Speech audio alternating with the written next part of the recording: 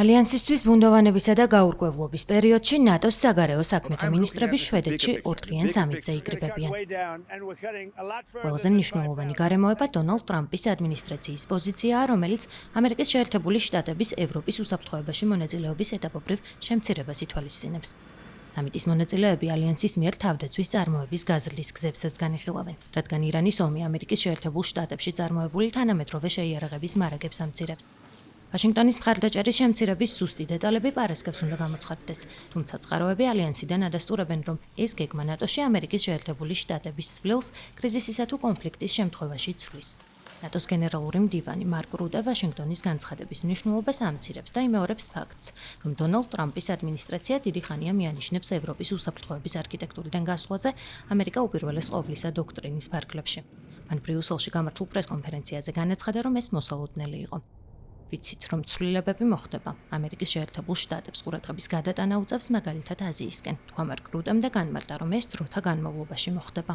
მე უფრო დიდ სურათს ვუყურებ და ეს დიდი სურათი ასეთია. ამერიკის პრეზიდენტმა და გუშინ ასევე ვიცე-პრეზიდენტმა ჯეიდი ვენსმა კაფეოდ განაცხადეს, რომ ევროპისა და კანადის მხრიდან ნატოს კონვენციური თავდაცვისთვის უფრო დიდი პასუხისმგებლობის აღებას ელიან და სამართლიანადაც, განსაკუთრებით კი ნატოს ევროპული ნაწილისთვის. და ეს უკვე ხდება. როგორც გენერალმა ალექსუს გრინკევიჩმა გუშინ განაცხადა, ამერიკის შეერთებული შტატები კვლავ პროცესში დარჩება. დროთა განმავლობაში ეს ალბათ შტატების უფრო მეტი რესურსის სხვა მიმართულებით გადატანას მოიწვევს და ეს აუცილებელია. ჩვენ ამას მხარს ვუჭერთ. თუმცა ეს ისე უნდა გაკეთდეს, რომ საერთო შეკავება და თავდაცვა ძლიერი დარჩეს.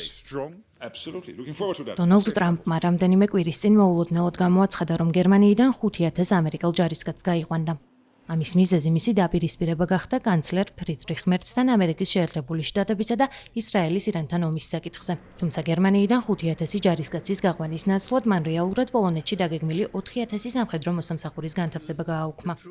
მისი ვიცე-პრეზიდენტი ჯეიდი ვენსი კი ამბობს, რომ ეს არა სამხედროების შემცირება, არამედ როტაციის გადავადებაა.